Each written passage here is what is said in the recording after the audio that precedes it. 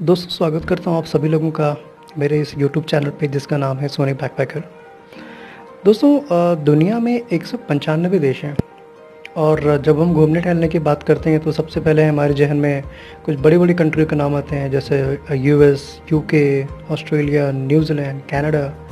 But आपको पता है इन सब के अलावा भी बहुत ही छोटी छोटी कंट्रीज़ ऐसी भी हैं जो बहुत ही विभिन्नताओं से भरी पड़ी हैं और वहाँ पे घूमने के लिए आपको बहुत कुछ मिल सकता है। नेचुरल और भी मॉन्यूमेंट्स, प्रकृति ने बहुत अच्छी अच्छी चीज़ें यहाँ पे बसा के रखी हुई है इस देश में।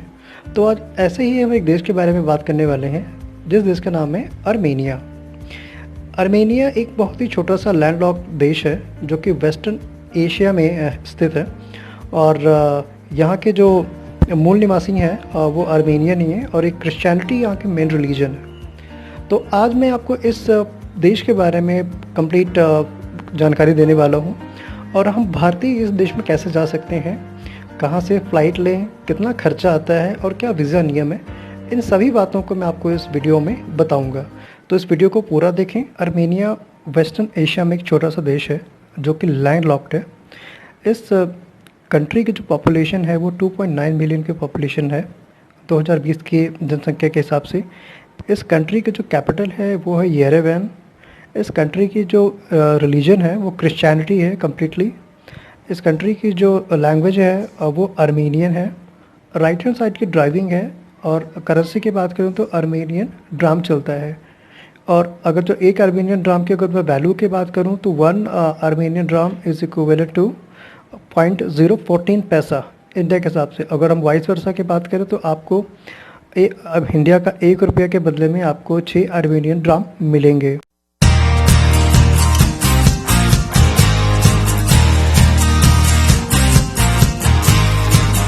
चलिए अब बात कर लेते हैं कि अर्मेनिया जाने के लिए हिंदुस्तानियों को कौन कौन से वीज़ा की ज़रूरत पड़ती है और क्या रिक्वायरमेंट रहती है। देखिए अर्मेनिया जाने के लिए वीज़ा तो चाहिए आपको, और वीज़ा मैं आपको बताना चाहूँगा कि अर्मेनिया जो इंडियंस को वीज़ा देता है 2 ऑप्शन है। या तो आप ई वीज़ा लेके जा सकते हैं यहाँ पे एडवांस में, और या आप वीज़ा ऑन अराइवल भी ले सकते हैं। मैं आपको दोनों तरीके बताता हूँ कैसे। देखिए हिंदुस्तानियों ज़्यादातर क्या काम करते हैं, जो ज़्यादा ट्रैवलर्स करते हैं वो वीज़ा ऑन अराइवल ज़्यादा प्रेफर करते हैं। बिकॉज क्या होगा कि अगर तो आप ई वीज़ा के तरफ जाएंगे तो आपको पहले से एडवांस 5-6 दिन पहले आपको एप्लीकेशन लगाना पड़ेगा, फ़ोटो लगाओगे, डॉक्यूमेंट्स लगाओगे, देन सारा कुछ प्रोसेस आप यहीं से करके जाओगे इंडिया से ही।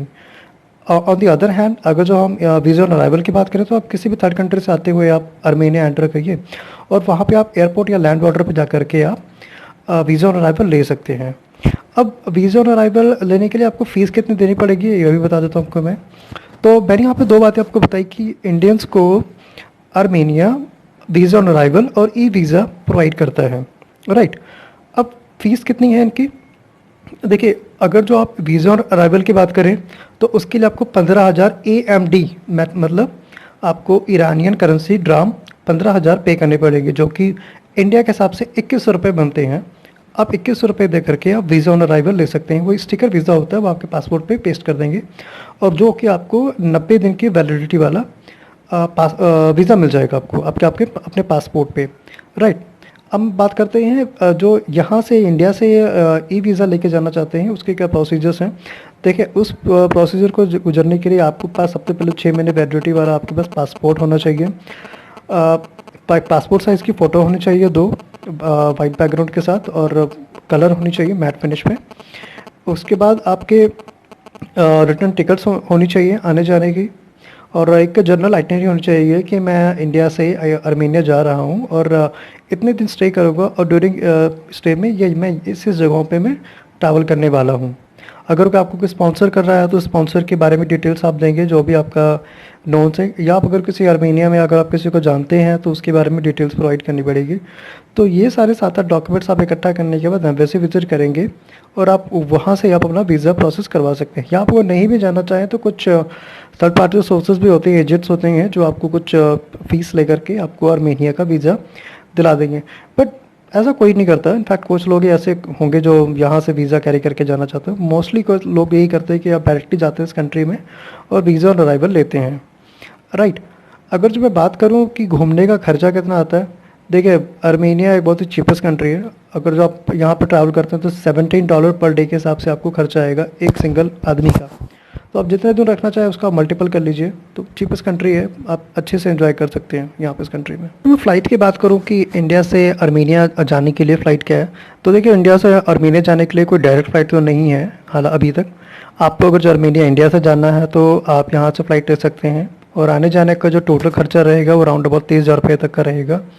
आपका जो ट्रांजिट पॉइंट रहेगा वो यूएई रहेगा, या तो दुबई हो सकता है या अबू धाबी हो सकता है। आप यहाँ इंडिया से बाई गो एयर से जा सकते हैं, और वहाँ से विज़ एयर लेकर के आप आर्मेनिया में एंटर कर सकते हैं। सेम वाइस वर्सा पे आप एतिहाद के फ़्लाइट से आप दुबई से देन अगेन गो एयरवेज़ या जो भी कुछ एयरलाइन से आप वहाँ से जा सकते हैं। बट अगर जो आप चाहते हैं कि आप बैक पैकिंग करना चाहते हैं, पैसे बचाना चाहते हैं, तो सबसे बेस्ट तरीका ये हो सकता है कि 30,000 रुपये का खर्चा जो आपको डायरेक्ट फ़्लाइट से यहाँ इंडिया से और रिटर्न करने का आ रहा है, वो आप उसमें 10,000 रुपये बचा सकते हैं। कैसे?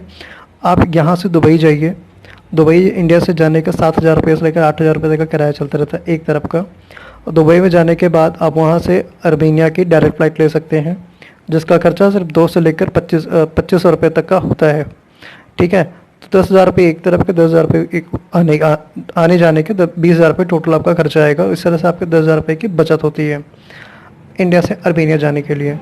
ठीक है, और मैं आपको पहले बता चुका हूँ कि आर्मेनिया वीज़ा देता है ऑन अराइवल इंडियंस को, तो कोई एजेंट्स के चक्कर में पड़ने की ज़रूरत नहीं है आप सभी लोगों को। इसके अलावा भी अगर कोई जानकारी और चाहिए तो आप उससे डायरेक्ट मैसेज कर सकते हैं, मैं उस मैसेज में आपका आंसर दे दिया करूँगा, और बाकी मैं आगे जैसे करता हूँ।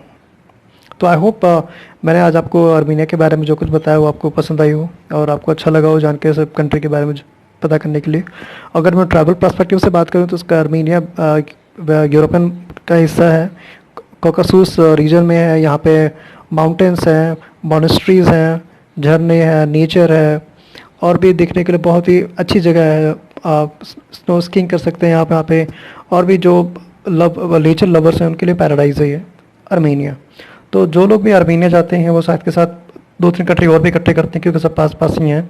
जैसे बॉर्डर लगता है आर्मेनिया के बाद जॉर्जिया का, उसके बाद अजरबैजान, देन टर्की, ईरान। तो जो लोग जाते हैं वो सिर्फ आर्मेनिया नहीं जाते, वो साथ 2-3-4 कंट्री को कंबाइन करके एक साथ निकलते हैं। तो मैं भी सजेस्ट करूँगा कि आप अगर जो जा रहे हैं तो 3-4 कंट्री को कंबाइन करें। ठीक है, तो आशा करता हूँ आपको आज का वीडियो पसंद आया होगा। यदि उसके अगर पसंद आया तो प्लीज़ आप लाइक, शेयर और सब्सक्राइब जरूर कीजिए, और यदि आपका कोई क्वेरीज हो आप मुझे कमेंट में पूछ सकते हैं। तब तक के लिए जय हिंद।